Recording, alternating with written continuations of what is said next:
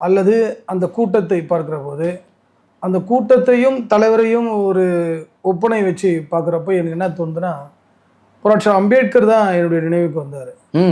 ஏன்னு கேட்டிங்கன்னா, புரட்சி அம்பேத்கர் எந்த இடத்துக்கு போனாலுமே அவருடைய மொழி புரிதோ இல்லையோ, அம்பேத்கருடைய வார்த்தைகள், அவருடைய சொற்கள், அவர் பேசுகிற பேச்சு மக்களுக்கு புரியுறதோ இல்லையோ, ஆனால் கூட்டம் திரளாக வரும். தன்னிச்சையாக மக்கள் கூடக்கூடிய தலைவராய் புரட்சி அம்பேத்கர் விளங்கினார் அந்த காலகட்டத்தில்.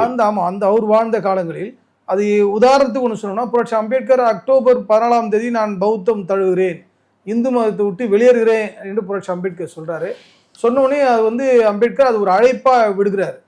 நான் இந்த தேதி அக்டோபர் 14ஆம் தேதி பௌத்தம் தழுவ போகிறேன், ஏற்றுக்கொள்ளப் போகிறேன், நான் இந்து மதத்தை விட்டு வெளியேறுகிறேன், அதுக்காக என்னை நம்பியிருக்கிற என்னோடு இருக்கிற என்னை சார்ந்த அத்தனை மக்களும் அத்தனை நபர்களும் வாருங்கள் என்று ஒரு அழைப்பு கொடுத்தார்.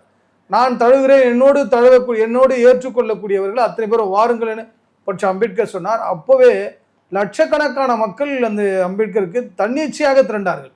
பல லட்சம் பேர் திரண்டார்கள். அவர்கள் எப்படி திரண்டார்கள்னா, அவரவராவே அவருடைய வண்டி செலவை ஏற்றுக்கொண்டு, அவரவராவே அவருடைய உணவு செலவுகளை ஏற்றுக்கொண்டு, அவர்களாவே தன்னிச்சையாக இந்த காஞ்ச ரொட்டிகளை, மைதா ரொட்டிகளை அல்லது கோதுமை ரொட்டிகளை எடுத்துன்னு வந்து ஆங்காங்கே தங்கியிருந்து அந்த தங்கின இடத்திலேயே ரொட்டிகளை சுட்டு சாப்பாடுகளை செஞ்சு சாப்பிட்டு 2-3 நாட்கள் அங்கேயே தங்கியிருந்து புரட்சி அம்பேத்கர் ஏற்றுக்கொண்ட பௌத்தத்தை அவர்களும் அந்த ஸ்லோகங்களை சொல்லி அந்த பஞ்சசீலங்களை ஏற்றுக்கொண்டு பௌத்தர்களாக திரும்பினார்.